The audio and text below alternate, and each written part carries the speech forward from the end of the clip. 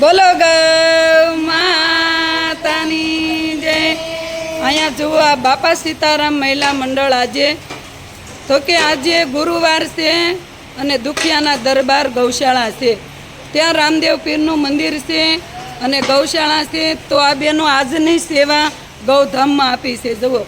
અને કેવા બેનો સરસથી જો વાયદા પોદળા કરે છે અને ગાયું સાથે કિલોલ કરતા જાય છે। અને આ બધા બેનો જુઓ બપોર વસાળે 3 કલાક ગૌધામની અંદર હોય।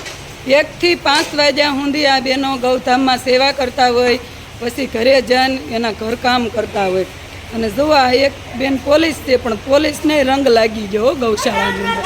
આ બાપા સીતારામ મહિલા મંડળની અંદર કોઈ પણ આવ્યા છે કે એને ગાય સાથે બહુ સરસ રંગ લાગ્યો છે।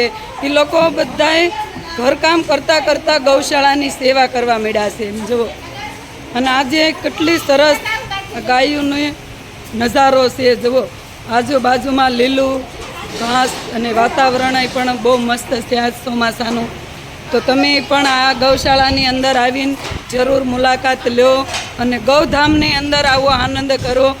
અમારા બહેનો રોજ બપોર વસાળે આવીને ધૂન મંડળ અમે હાંકવી છે, પણ અમારી ધૂન ન હોય તો ગૌશાળાની અંદર અમે ગાય માતાની સેવા કરવી છે।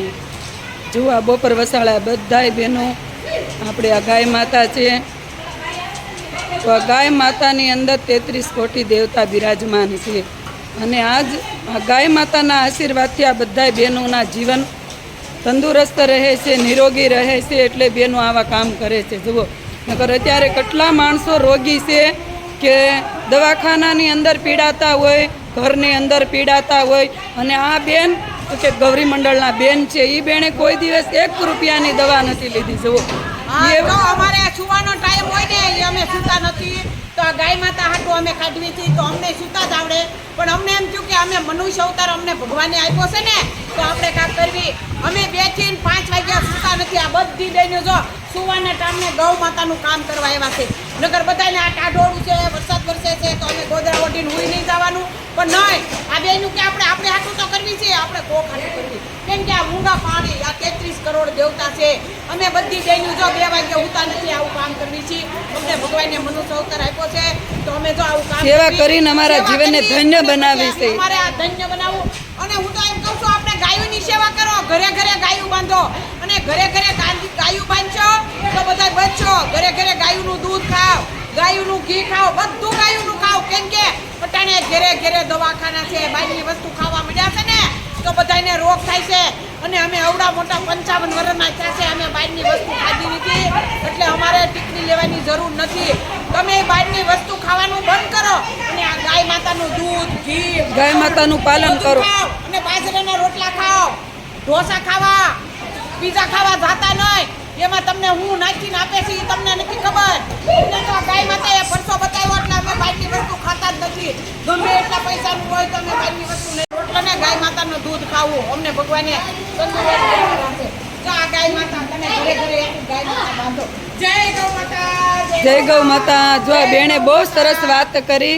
તો ખરેખર આ મહિલા મંડળ ખરેખર બહુ સરસ સેવા કરે છે અને રોજે સેવા હોય। એક દિવસ સેવા કરીને થાકી જવું ઘરે રહેવું એવું નહીં, રોજ એની સેવા હોય કે કોઈ દિવસ સેવાના કામમાં બહેનોએ ખાડો પડવા દીધો નથી। રોજ 3 કલાક ગૌધામની અંદર સેવા કરવા આવતા હોય। અને જોવા ગાય માતાનો પણ ખરેખર ઘરે આનંદ નથી આવતો ને એવો અમને ગૌધામમાં આનંદ આવે છે। અને પણ અમારા શરીરે બધા બહેનોના એકદમ નિરોગી છે અને આનંદ જ આવ્યા કરે। ઘણા બહેનો રોગી હતા પણ ગાય માતાની સેવા કરી નિરોગી બની ગયા। જય હો, જય હો ગાય માતાની જય હો।